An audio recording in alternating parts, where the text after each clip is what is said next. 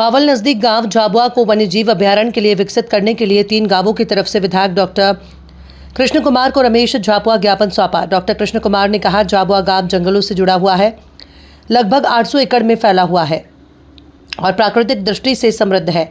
बीते वर्ष एक बाघ का आगमन हुआ जो लगभग 3 महीने रहा, जिससे पता लगता है कि क्षेत्र वन्य जीवों के लिए प्राकृतिक आवास है। उन्होंने कहा कि झाबुआ, खिजूरी, भादोज के लोगों ने वन्य जीव अभ्यारण्य घोषित करने के लिए ज्ञापन दिया है। उन्होंने कहा कि जल्द ही मुख्यमंत्री से मिलकर योजना को सिरे से चढ़ाया जाएगा। उन्होंने कहा कि राजस्थान सीमा पर बस्सा गांव पर्यटन स्थल के रूप में विकसित किया जाएगा, जिसके लिए वे जल्द मुख्यमंत्री से मिलेंगे। उन्होंने कहा कि इससे आसपास के गांवों के साथ साथ कस्बे को नई पहचान मिलेगी और झाबुआ गांव प्रदेश के पर्यटक स्थल के रूप में शामिल होगा, जहां राजस्व की वृद्धि होगी, स्थानीय लोगों के लिए रोजगार के नए अवसर पैदा होंगे, जिसको लेकर गांवों के लोगों में उत्साह है। उन्होंने कहा कि जंगल वन्य जीवों के अनुकूल होने के कारण शहरों की तर्ज पर सभी जानवर रखने का प्रावधान किया जाएगा, जिससे दूर दूर से पर्यटकों को आकर्षित कर सके। उन्होंने कहा कि लगभग 1 साल से योजना जो अमली जामा पहनाने का प्रावधान किया है। के अंदर 80 एकड़ जमीन है। ये जो फॉरेस्ट की लैंड है, पहले से इसमें 80 एकड़ जमीन जो प्रजनन के अंदर खोला हुआ है। तो ग्राम पंचायत झाबुआ और आसपास के जो 10-5 ग्रामीणों के सरपंच है, सभी ने आज ये मुझे लिखित रूप में कहा है भी जो हमारे पास 800 करीब एकड़ जमीन जो कि पड़ी हुई है जंगल की, इसको वाइल्ड लाइफ रिजर्व घोषित करवाया जाए। तो मैंने इनका ज्ञापन ले लिया है।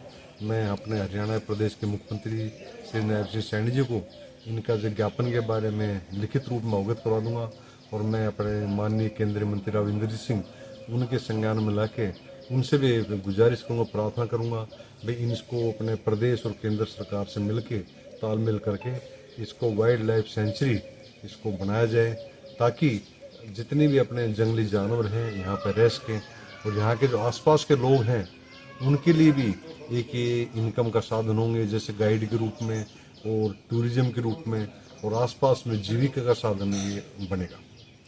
कब तक सर ये योजना सिरे चढ़ जाने की उम्मीद है? इन्होंने ज्ञापन दिया है, मैं कोशिश करूंगा कल या परसों या अगले हफ्ते मुख्यमंत्री महोदय के संज्ञान में ला दूंगा और जल्दी मैं चाहता हूँ भी करीब 6 महीने या साल के अंदर इसको घोषित करवा दूँ। एक बावल में तिरंगा यात्रा निकाली थी, उसको लेकर क्या कहेंगे? बावल में जो तिरंगा यात्रा थी ये हमारे मंडल वाइज सभी मंडलों में कल निकल गई, 2 मंडलों में आज थी। तो जो बावल की तिरंगा यात्रा थी तो मंडल अध्यक्ष हमारे रमेश लोर, हमारी भारतीय जनता पार्टी के अध्यक्ष महोदय वंदना पोपली जी खुद थी और सभी कार्यकारिणी के बीजेपी के सदस्य भी मौजूद थे। तो ये तिरंगा झंडा का संदेश ये था लोगों में एक तो जागरूकता हो और लोगों में अपने भारत के प्रति देश प्रेम की भावना।